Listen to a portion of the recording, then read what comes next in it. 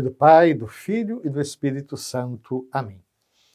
Caros irmãos e irmãs, no nosso último programa, falando sobre a criação, nós começamos a abordar um tema muito próprio nosso, de que Deus cria a partir do nada. Parágrafo 296, vimos que Deus que nos criou, não precisa de nada pré-existente, nem de nenhuma ajuda para criar.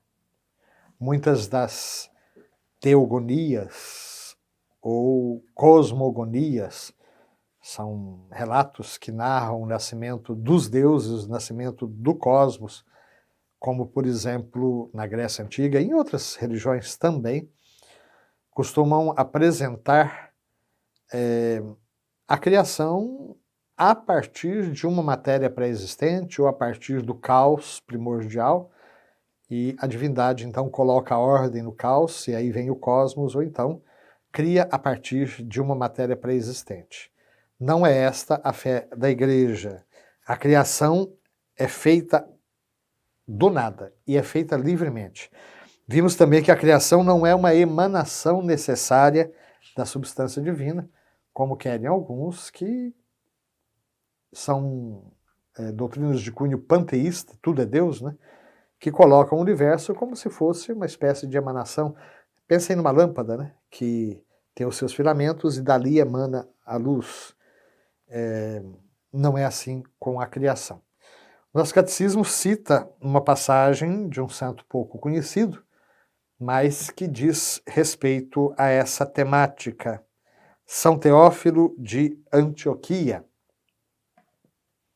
Que haveria de extraordinário se Deus tivesse tirado o mundo de uma matéria pré-existente? Um artífice humano, quando se lhe dá um material, faz dele tudo o que quer. O poder de Deus, no entanto, manifesta-se precisamente quando parte do nada para fazer tudo o que quer. O que São Teófilo está dizendo é o seguinte: pensem no escultor, que toma um pedaço de mármore, ou, no caso do nosso barroco mineiro, né, da pedra-sabão, e a partir dali, daquela matéria pré-existente, ele vai trabalhando com as suas ferramentas e vai dando forma ao que ele quer. Obras de arte belíssimas, com muita frequência. Mas isso o próprio ser humano é capaz de fazer. São Teófilo está dizendo que a grandeza de Deus se manifesta porque ele cria não a partir de uma matéria pré-existente, mas a partir do nada. Parágrafo 297. A fé na criação a partir do nada é atestada na Escritura como uma verdade plena de promessa e de esperança. E aqui o nosso catecismo cita uma das passagens mais empenhativas e ao mesmo tempo mais bonitas em termos de testemunho, que é o caso da mãe dos 7 filhos, que está no segundo livro de Macabeus. Os 7 tinham sido tentados pelo próprio rei a abandonarem a sua fé, a sacrificarem aos ídolos que o próprio rei, e ao próprio rei, né? Os ídolos que o rei invasor cultuava, e inicialmente com promessas de grandes bens e depois com ameaças de grandes torturas. Depois de ter torturado os 7 filhos e assassinado os 7 filhos na presença da mãe, ela mesma termina também dando o seu próprio testemunho. E é interessante que é a própria mãe que vai incentivar os filhos a não abrirem mão da sua fé. A própria mãe que vai encorajar os filhos e consolá-los. E aí o nosso catecismo cita esse trecho, dizendo: não sei como viestes a aparecer no meu ventre, nem fui eu quem vos dei o espírito e a vida. Também não fui eu quem deu forma aos membros de cada um de vós. Por isso, o Criador do mundo, que formou o ser humano no seu nascimento e dá origem a todas as coisas, ele, na sua misericórdia, vos restituirá o espírito e a vida. Isso porque agora vós vos sacrificais a vós mesmos, por amor às suas leis. Eu te suplico, filho, contempla o céu e a terra e o que neles existe. Reconhece que Deus os fez do que não existia e que assim também se originou a humanidade. É um exemplo de coragem extremamente impactante, né? Uma mãe que insiste, eu te suplico, filho, não faz bobagem. Considera que o céu e a terra e tudo que neles existe foi feito por Deus quando nada existia. Verdade que o livro dos Macabeus é um livro já escrito numa época bastante próxima do cristianismo. É dos últimos livros na história sagrada. O livro mais próximo de nós é o livro da sabedoria. São todos livros escritos em língua grega. Na língua hebraica não existe esse conceito de nada. Tanto que no relato da criação se servem, sobretudo o relato chamado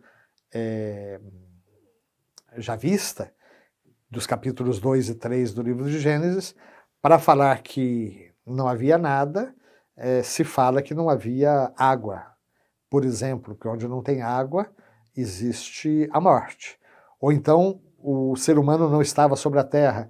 E aqui há algo muito bonito de se perceber do capítulo 2 do livro do Gênesis, porque a beleza do mundo está justamente no ser humano. Se não houvesse o ser humano, o mundo seria triste. É uma visão muito diferente daquela que a gente muitas vezes tem, de pensar no ser humano só como aquele que traz problemas, que traz catástrofes, que traz guerras, morte, sangue. Na verdade, na Bíblia existe também essa dimensão grandiosa do ser humano, criado à imagem e semelhança do próprio Criador. Já na língua grega, por influência de toda uma cultura diferente daquela cultura hebraica, vão entrar determinados conceitos, inclusive o conceito da criação a partir do nada em senso estricto. Seja como for, são textos inspirados. Aliás, toda a passagem do mundo hebraico para o mundo greco-helenista, que acontece de uma maneira muito especial no Novo Testamento, porque o Evangelho começa a ser anunciado por Jesus na Palestina, entre os próprios judeus. Mas logo em seguida, sobretudo pela rejeição do cristianismo e pela perseguição, os apóstolos saem, em primeiro lugar Pedro, que vai à casa de Cornélio, mas depois Paulo, Barnabé e todos os outros que vão anunciar o Evangelho já num outro universo. Por isso que todo o Novo Testamento é escrito em grego, né? Então não é de estranhar que haja já alguns livros no período de transição que são escritos em grego. É bom que se saiba que esses livros do Antigo Testamento escritos em grego são justamente aqueles livros que os protestantes não reconhecem. Os protestantes não aceitam esses textos que não foram escritos na Palestina. De novo, o Novo Testamento usa com muita frequência a tradução grega do Antigo Testamento. E aqui nós temos esta criação a partir do nada como sendo uma verdade plena de promessa e de esperança. Porque Deus não precisava ter nos criado. Ele não precisava criar o universo nem para ser feliz, nem para a sua glória. Ele nos cria por amor. E aquele que iniciou em nós essa boa obra haverá de levá-la à sua completude, à sua perfeição. Esta é uma oração que nós podemos e devemos dirigir a Deus com muita frequência. Completar em nós, Senhor, a obra começada.